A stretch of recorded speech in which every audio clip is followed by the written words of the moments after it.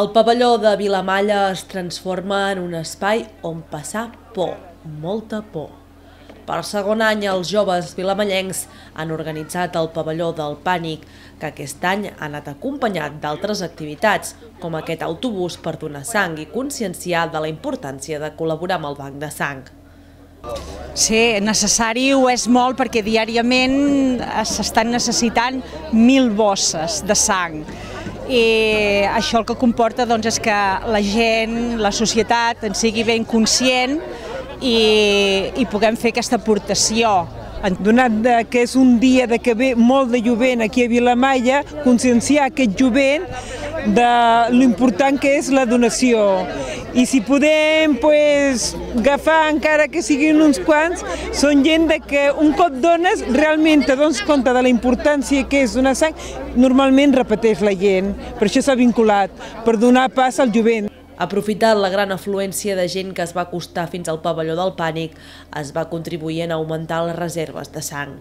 A mesura que s'acostava l'hora del terror, al pavelló començaven les cues de gent que no es volia perdre l'espectacle terrorífic dels joves de Vilamalla.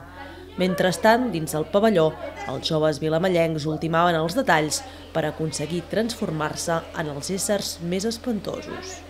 És una mica difícil mentre ens estan maquillant perquè ja en queda l'última, com estàs maquillant i això, som molta gent, hi ha molt de muntatge, hi ha molta feina, que sembla que no, però és que és molta feinada.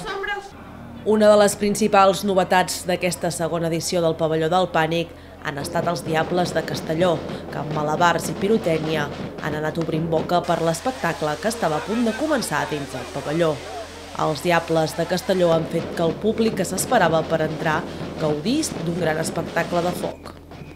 Aquesta col·laboració en principi l'havien de fer fa uns anys amb la Merenceria Jove de Roses, que feien el seu túnel del terror, però per causes meteorològiques així no va acabar de funcionar i a través del Consell Comarcal ens vam posar en contacte amb la gent dels joves de Vilamalla i va sorgir la idea.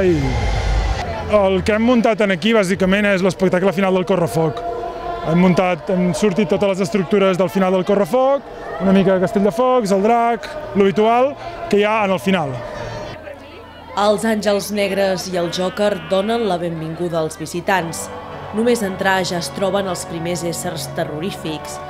Zombis i nenes malvades inicien els primers metres d'aquest pavelló del pànic.